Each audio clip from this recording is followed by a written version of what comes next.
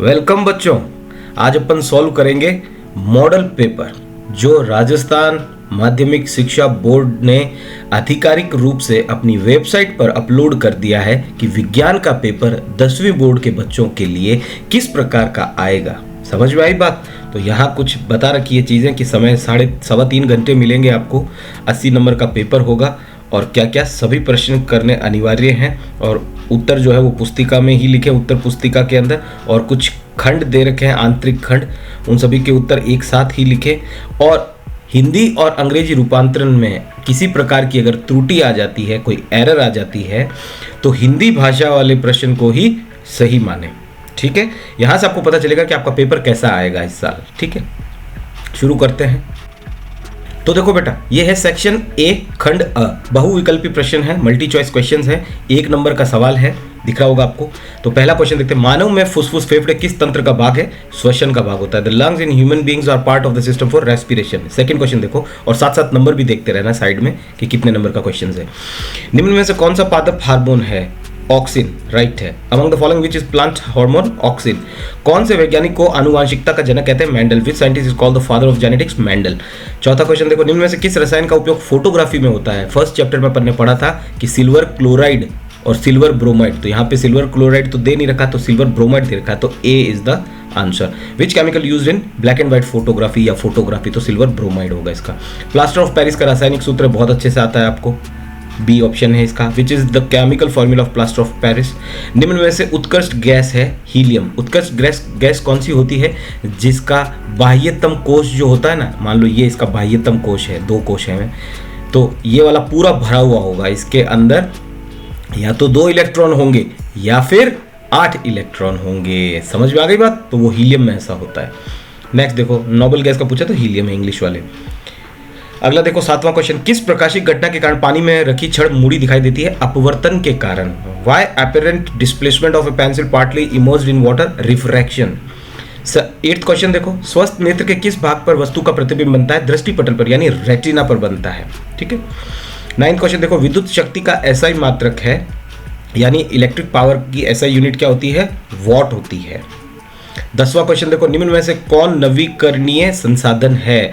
Which is renewable source of energy? सौर ऊर्जा।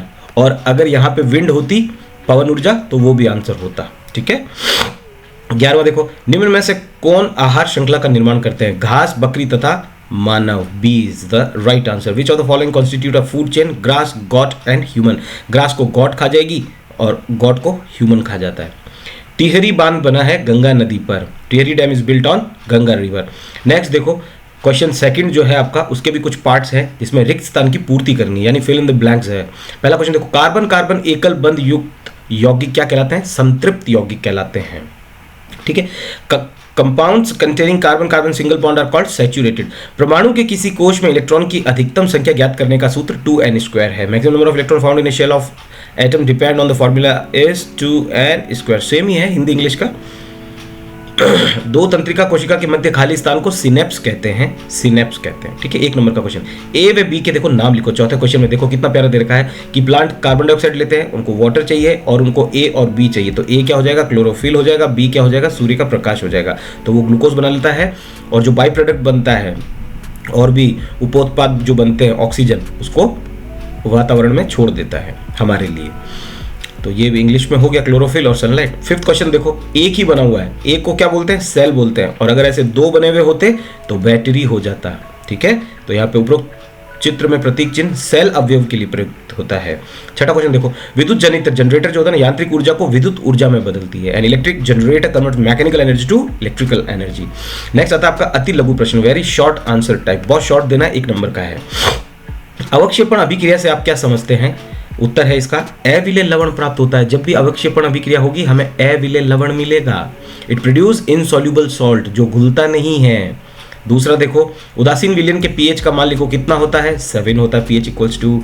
मिश्र धातु के 2 उदाहरण लिखो, पहला पीतल और दूसरा कांसा। और अगर आपको नाइक्रोम लिखना है तो आप नाइक्रोम लिख सकते हो, कॉन्स्टेंटन लिखना है तो वो भी लिख सकते हो, बहुत सारे ऑप्शन हैं, 3rd चैप्टर से मिला हुआ है। Write two example of alloy क्या हो जाएगा? Brass and bronze. और किस किस के बने हुए होते हैं ये भी पता होना चाहिए कि ब्रास किस किस का बना हुआ है, ब्रोंज किस किस का बना हुआ होता है। ठीक है, ये आपको पता होना चाहिए, 3रे चैप्टर से लिया गया है। यहाँ पे जरूरत नहीं थी इसलिए मैंने बनाया नहीं।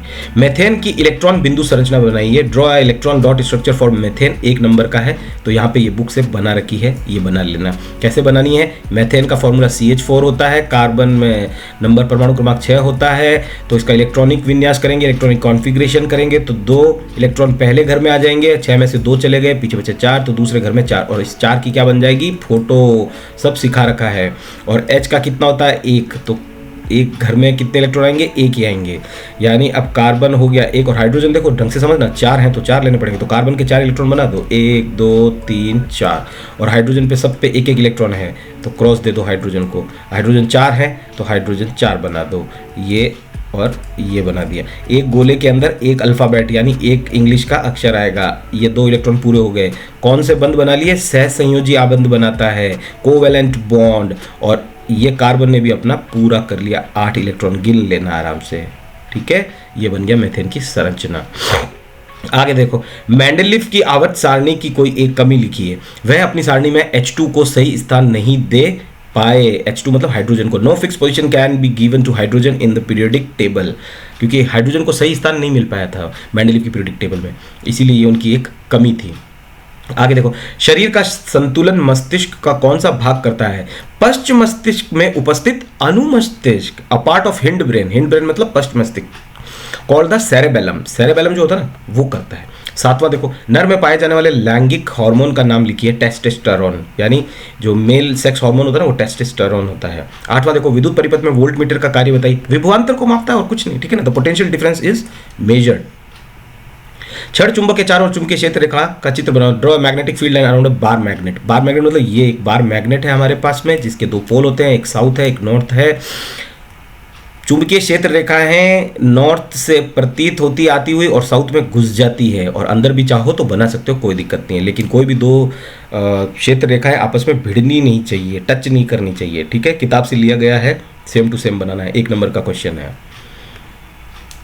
आगे देखो 10वां क्वेश्चन, जीवाश्म ईंधन के 2 उदाहरण लिखिए। कोयला और petroleum. Write two example of fossil fuel, तो कोल और पेट्रोलियम होता है। ओजोन परत का एक लाभ लिखो। यह सूर्य से आने वाली पराबैंगनी विकिरण से पृथ्वी को सुरक्षा प्रदान करती है। It shield the surface of earth from UV radiation from the sun. Ultraviolet radiation जो सन से आता है ना वो ये बचा लेती है, रोका लेती है, मतलब रोक देती है वहीं पे, और उसको वापस फेंक देती है। फ्लेमिंग के वाम हस्त नियम में अंगूठा किसकी दिशा को दर्शाता है? चालक की गति की दिशा, ये भी लिख सकते हो, और अगर ये नहीं पसंद आए तो ये लिख सकते हो चालक पर आरोपित बल की दिशा, ठीक है। डायरेक्शन ऑफ मोशन लिख सकते हो, या फिर लिख सकते हो the force acting on the conductor. बैठ गया। आगे देखते हैं, खंड बी देखते हैं। अब यहाँ पे 2 नंबर के सवाल आ रहे हैं, देखो 2 नंबर लिखा हुआ है। तो लोहे को जंग से बचाने के लिए 2 तरीके बताइए। लोहे पर तेल अथवा ग्रीस लगाकर by applying oil and grease on surface of iron, और सेकंड होता है यशद लेपन, गैल्वेनाइजेशन। और आपको ये पता होना चाहिए कि यशद लेपन होता क्या है। इस पर क्या कर दिया जाता है? पेंट कर दिया जाता है, यानी एक पतली परत चढ़ जाती है लोहे पर, और वो परत कौन से धातु की चढ़ती है? जिंक की, ठीक है, मालूम होना चाहिए। अगला देखो, कार्बन के 2 अपर रूपों के नाम लिखो, हीरा और ग्रेफाइट, ठीक है। तीसरा, अगर किसी को बंक मिस्टर फुलरिन लिखना हो तो लिख सकता है, उसने 2 पूछे थे, तो डायमंड एंड ग्रेफाइट। 6 देखो, मिसेल की संरचना का चित्र बनाइए। बहुत ही आसान है मिसेल की संरचना, ये बुक से लिया गया है। बीच में एक तेल की बूंद है, ऑयल ड्रॉपलेट है, और Na+ आपको दिखाना है, भूलना नहीं है। यहाँ पे Na+ लिखा हुआ है, मैं बड़ा करके दिखा देता हूँ आपको। और ये जिगजैग लाइन जो दिख रही है ये भी बनानी है, इस टाइप की यहाँ पे आपको दिख रही है, और बाद में एक गोला दिख रहा है आपको, ये गोला भी बनाना होता है, ठीक है। तो ये हो गया आपका मिसेल का संरचना। आगे चलते हैं 7वें क्वेश्चन पे। 7वां क्वेश्चन देखो बेटा, बहुत इंपॉर्टेंट है। आवर्त सारणी में बाएं से दाएं जाने पर परमाणु त्रिज्या क्यों घटती है? अब देखो हम बाएं से दाएं जा रहे हैं, तो हमें पता है यहाँ पे हाइड्रोजन होता है, यहाँ हीलियम होता है, यहाँ पे लिथियम होता है, और यहाँ पे लगभग ऑक्सीजन, फ्लोरीन, नियोन आ जाते हैं, ठीक है ना।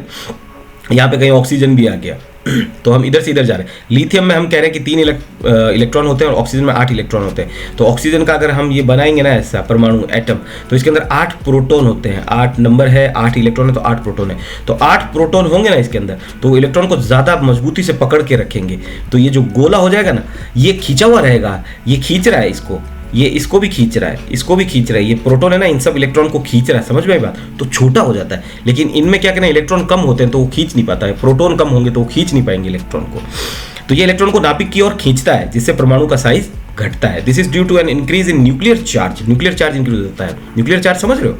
कि ये न्यूक्लियर का मतलब होता है कि ये कोई न्यूक्लियस है हमारे पास में, नाभिक है जिसका चार्ज बढ़ गया, यानी इसके अंदर प्रोटॉन बढ़ गए भाई। 8 थे मान लो, और नीचे नियॉन, फिर फ्लोरीन आ जाएगा, क्लोरीन आ जाएगा, मान लो या क्लोरीन आ गया, तो क्लोरीन के अंदर तो 17 हो गए, है ना प्रोटॉन। तो 17 प्रोटॉन जो वो इलेक्ट्रॉन को ना खींचे जा रहे हैं अपनी तरफ, तो वो न्यूक्लियर चार्ज उसको बोलते हैं, नाभिक उसको बोलते हैं। Which tend to pull the electron closer to the nucleus and reduce the size of an atom. यही लिखना है। 8वां देखो, अमाशय में पाए जाने वाले अम्ल का नाम व कार्य लिखो। तो अम्ल का नाम भी लिखना है और फिर कार्य भी लिखना है, जो चीज़ जैसे बताई हुई गई है वैसे लिखना है। तो हाइड्रोक्लोरिक अम्ल पाया जाता है और इसके कार्य लिखना है। तो ये क्या करता है, ये भोजन को अम्लीय बनाता है ताकि पेप्सिन एंजाइम अच्छे से कार्य कर सके। दूसरा, अगर भोजन में कोई जीवाणु है जो रोग पैदा कर सकता है तो यह उसे मार देगा। इंग्लिश वाले देख लो, it creates an acidic medium which facilitate the action of pepsin enzyme. ये एसिडिक मीडियम क्रिएट कर देता है ताकि पेप्सिन एंजाइम जो है ना वो काम कर सके अच्छे से। पेप्सिन एंजाइम तभी काम करेगा जब खाना एसिडिक बन जाएगा, अम्लीय, ठीक है। दूसरा है, it kills disease causing bacteria. बैठ गई बात। तो ये 2 नंबर का क्वेश्चन है। नेक्स्ट आता है आपके पास में कि प्लेसेंटा किसे कहते हैं, इसके कार्य बताओ। Define placenta, what is the role of placenta. तो आराम से बताते हैं अपन प्लेसेंटा का।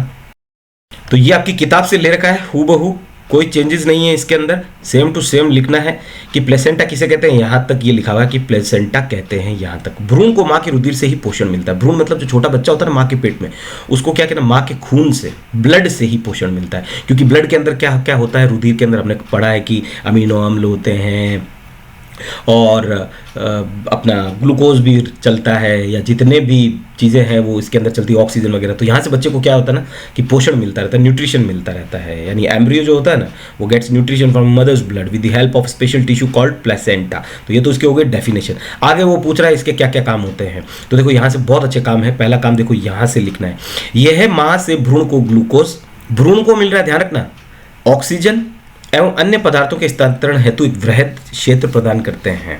बैठी बात। This provides a large surface area for glucose and oxygen to pass from the mother to the embryo. Mother से एम्ब्रियो को मिल जाएगा, ठीक है ना। ये सब चीज़ें तो चाहिए होती है और क्या।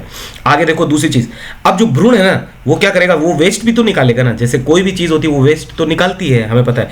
तो अब भ्रूण जब वेस्ट निकालेगा ना, वो वेस्ट किसको देगा, वो वापस माँ को दे देगा। तो भ्रूण द्वारा अपशिष्ट पदार्थ यानी वेस्ट मटीरियल उत्पन्न होते हैं जिनका निपटान उन्हें प्लेसेंटा के माध्यम से माँ के रुधिर में स्थानांतरण द्वारा होता है। तो यही प्लेसेंटा का काम हो ना, वो प्लेसेंटा में दे देता है। और प्लेसेंटा जो होती है वो माँ से बच्चे के बीच में जुड़ी हुई होती है। The developing embryo will also generate waste substance which can be remove by transferring them into the mother's blood through the placenta.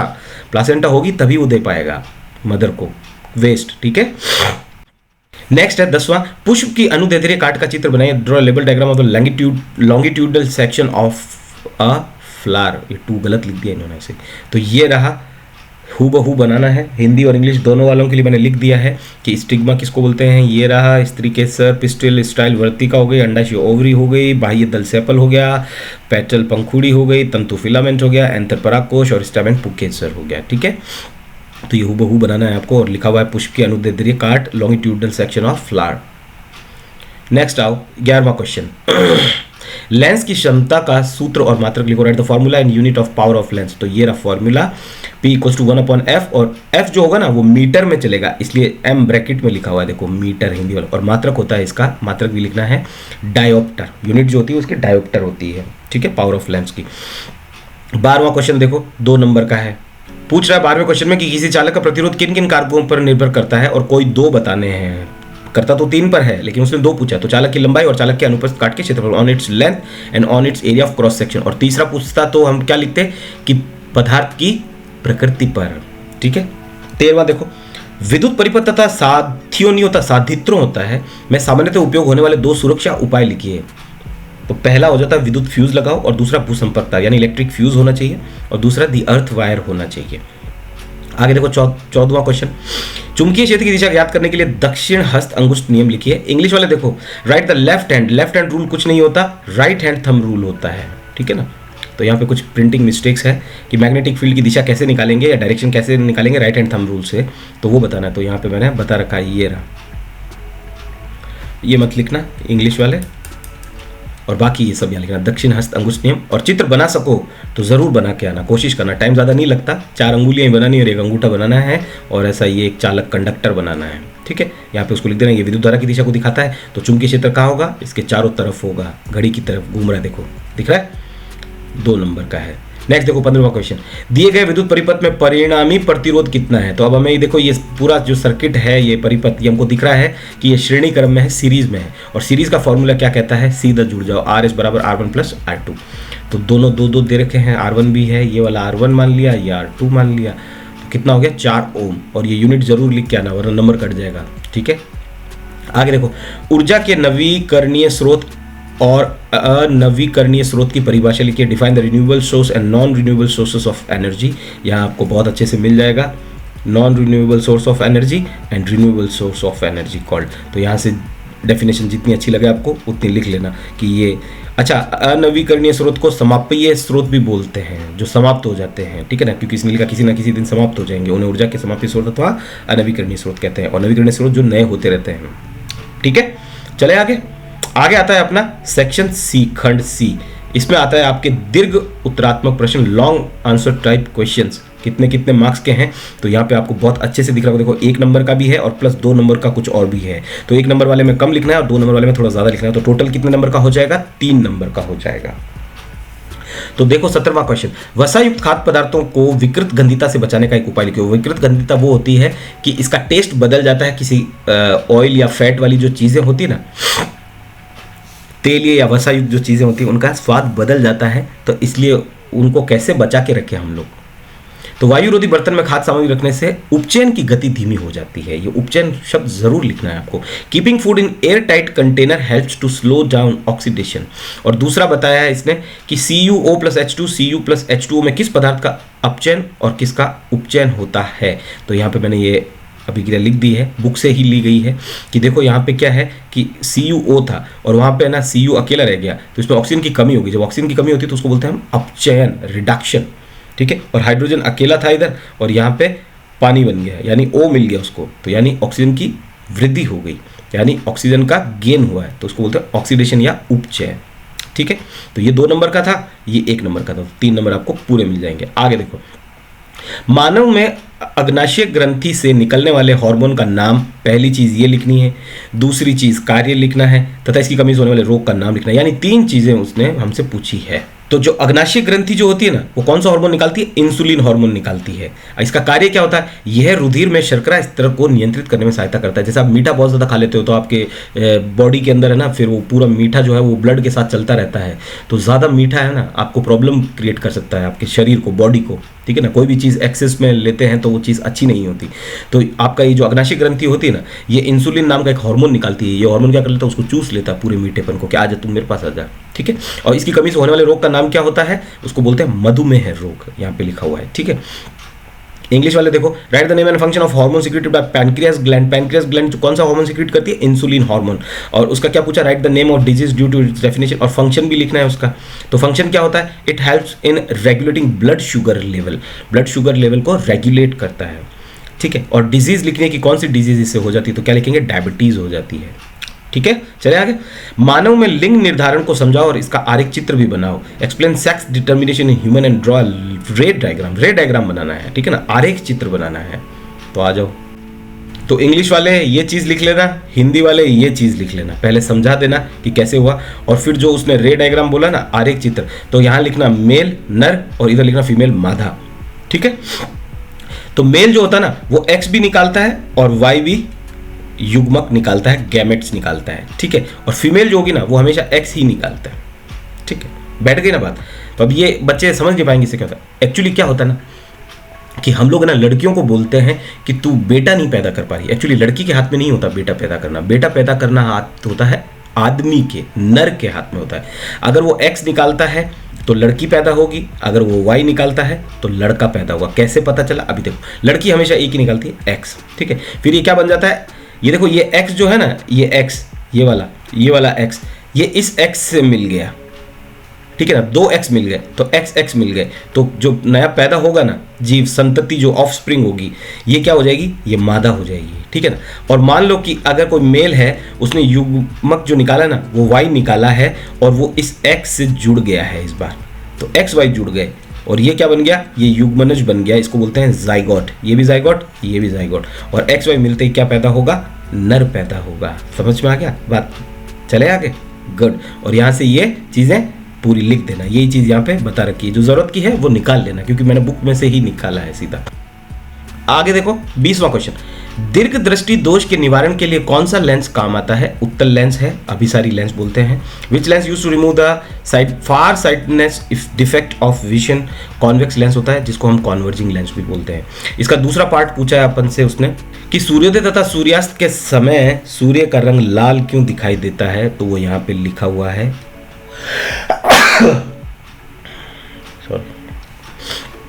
इसको अच्छे से पढ़ लेना, तभी आप आंसर दे पाओगे। इंग्लिश वाले यहाँ आ जाओ, यहाँ से पढ़ लेना इंग्लिश वाले, ठीक है ना। ये जो लिखा हुआ है इतना लिख के आना है बेटा, तभी नंबर मिलेंगे, नहीं तो नंबर नहीं मिलेंगे। आगे चलते हैं, अब सेक्शन डी खंड द में चलते हैं। 21वां क्वेश्चन देखो, जिसका ए पार्ट है। यहाँ पे आपको अथवा वाले मिलेंगे कि आपको अगर ये 21वां का पसंद नहीं है तो इसका अथवा वाला एक और आ जाएगा, वो कर लेना, ठीक है। मैंने दोनों ही कर दिए ताकि आपको आइडिया लग जाएगा। विरंजक चूर्ण का रासायनिक सूत्र में कोई एक उपयोग लिखो। मैंने पढ़ाते टाइम चैप्टर का बताया था आपको कि हमेशा उपयोग पूछे जाते हैं। तो CaOCl2 विरंजक चूर्ण होता है, पीने वाले जल को जीवाणु से मुक्त करता है, ये इसका एक उपयोग हो गया है। बेकिंग सोडा का रासायनिक सूत्र में कोई एक उपयोग लिखिए। तो NaHCO3 होता है और सोडा अम्ल अग्निशामक में इसका इस्तेमाल होता है।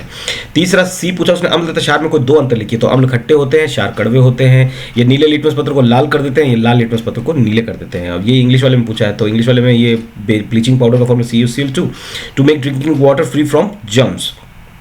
नेक्स्ट पूछा उसने बेकिंग सोडा का, तो NaHCO3 used in soda acid fire extinguisher, आग बुझाने के काम आता है, ठीक है।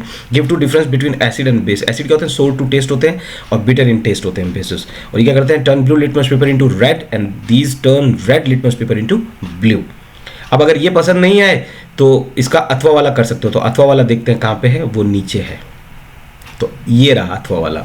इसमें आपसे पूछा है उसने कि संतरे के अंदर कौन सा अम्ल पाया जाता है? आंवला, नेचुरल का डंक या इमली में? तो आंवला देखो अब आपकी बुक में कहीं पे भी नहीं था, तो डरने की ऐसा ना कोई ज़रूरत नहीं होती है। पहले जो चीज़ें आपको आती है ना उस पर फोकस करो कि संतरे में देखो सिट्रिक होता है, तो ये लाइन खींची हुई है।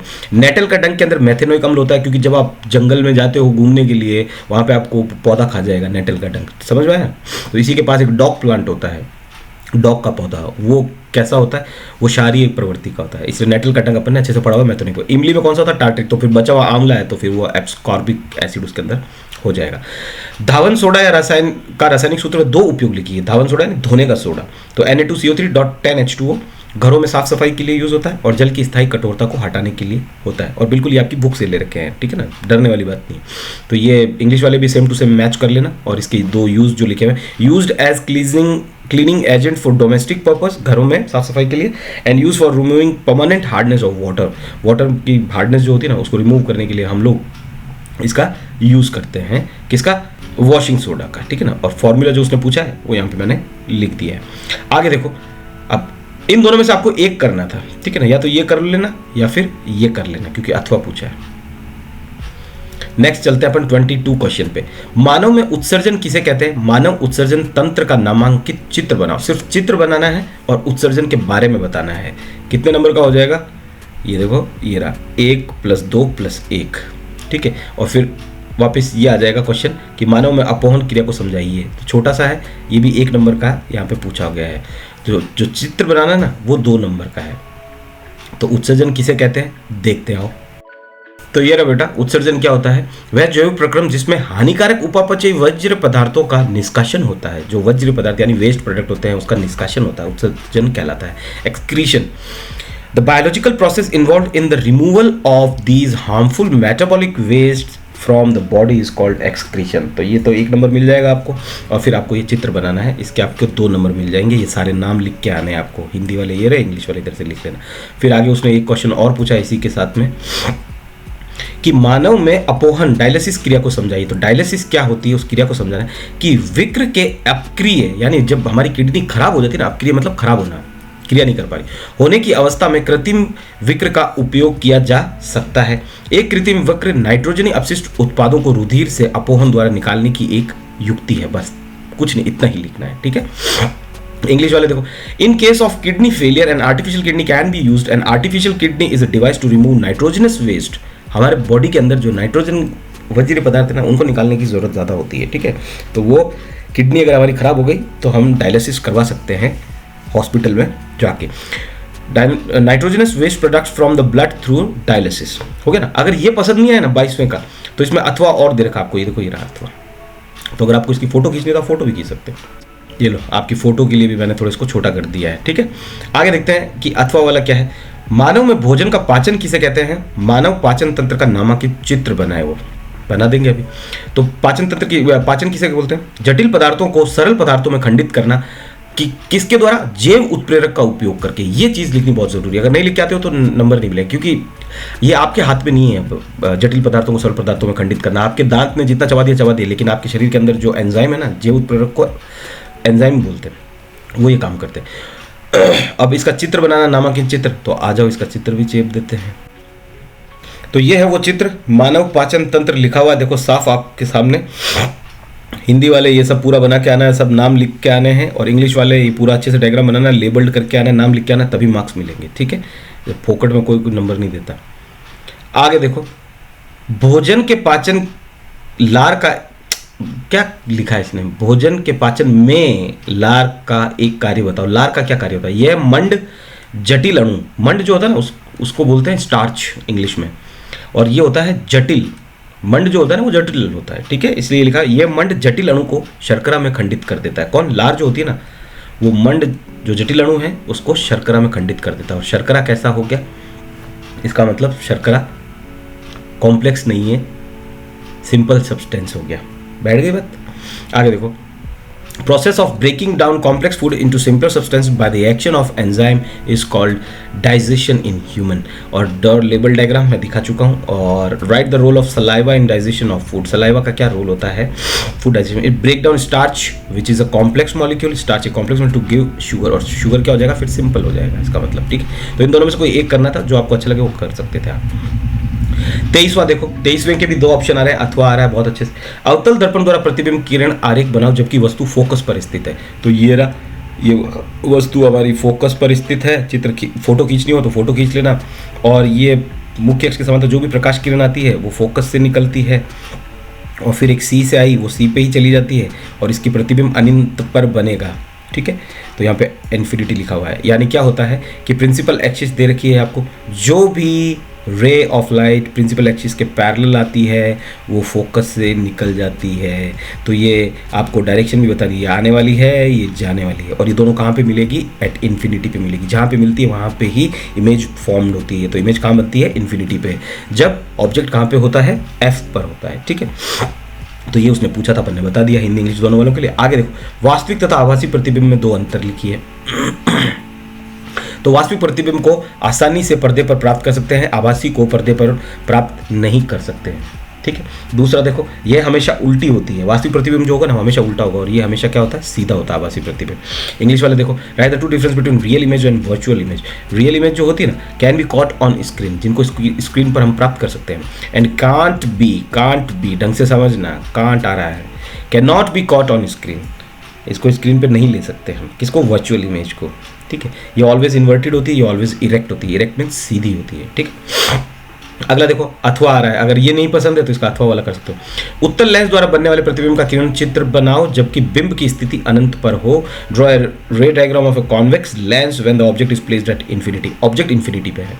ठीक है, तो इन्फिनिटी को कैसे दिखा देते हैं हम लोग? थोड़ा ऐसे करके दिखा देना। ठीक है, और ये हमारा कॉन्वेक्स लेंस हो गया, उत्तल लेंस हो गया। थोड़ा सा यहाँ से पतला बनाना था, लेकिन क्या है कि इतना सही बनता नहीं मेरे से। और ये सेंटर, ऑप्टिकल सेंटर, प्रकाशिक केंद्र ओ आ गया। प्रकाश किरण मुख्य अक्ष के समांतर आ रही है, जो भी रे प्रिंसिपल एक्सिस के पैरेलल आएगी वो फोकस से निकल जाएगी। ठीक है, तो प्रतिबिंब कहाँ बनेगा? इसका इमेज कहाँ बनेगी? प्रतिबिंब फोकस F2 पर बनेगा। तो F2, इसमें दो फोकस होते हैं। ठीक है ना, ध्यान रखना, एक F1 इधर होता है, एक F2 इधर होता है। Image will form at focus F2। ठीक, दर्पण व लेंस में दो अंतर लिखिए। Write two difference between mirror and lens. अब देखो, मिरर भी हमने बहुत अच्छे से पढ़ा हुआ है, लेंस भी बहुत अच्छे से पढ़ा हुआ है, तो इसका डिफरेंस लिखना है। तो यहाँ पे मैंने लिख दिया है हिंदी इंग्लिश दोनों वालों के साथ में ही। मिरर क्या होते हैं और लेंस क्या होते हैं? ये परावर्तन के सिद्धांत पर आधारित है। It is based on the principle of reflection. और लेंस जो होता है ना, ये अपवर्तन के सिद्धांत पर आधारित होता है, while it is based on the principle of refraction. ठीक है। एक फोकस बिंदु होता है, 2 फोकस बिंदु होते हैं। Lens have 2 focal points, has only 1 focal point. तो ये आपका पेपर था, इसके आगे कोई क्वेश्चन नहीं, खत्म हो गया। अच्छे से मेहनत करो। अब पेपर आ चुके हैं मॉडल पेपर, इससे आपको पता चल जाएगा कि जो बच्चा कहीं चूरू में बैठा हुआ है, कोई बच्चा अजमेर में बैठा हुआ है, कोई दौसा में बैठा हुआ है, कोई सवाई माधोपुर, बूंदी, जयपुर, नागौर, पाली, जालोर, सिरोही, है ना, इन सबको पूछने की ज़रूरत नहीं किसी को भी, टीचर को भी, कि हमारे क्वेश्चन कैसे आएंगे, वो वाले आएंगे नहीं आएंगे, रिक्स्तान वाले, ऐबे वाले आएंगे या नहीं आएंगे, है ना। तो ये आपको पूछने की ज़रूरत नहीं है, बोर्ड ने ही निकाला हुआ मॉडल पेपर है, इसको मैंने हल करके दिखा दिया। और थोड़े दिन में हम लोग मैथ्स का पेपर भी बना देंगे और कोशिश करेंगे कि इंग्लिश का भी बनाएं आपके लिए, ठीक है। और बाकी पढ़ा पूरा रखा है, वीडियो सारे बने हुए हैं, अच्छे से देख लेना, वहाँ से आपको बहुत अच्छे से समझ में आ जाएगा। और आप अच्छे से मेहनत करते रहो। All the very best. जल्दी मिलते हैं दूसरे वीडियो पे, तब तक ओके, बाय बाय, टाटा।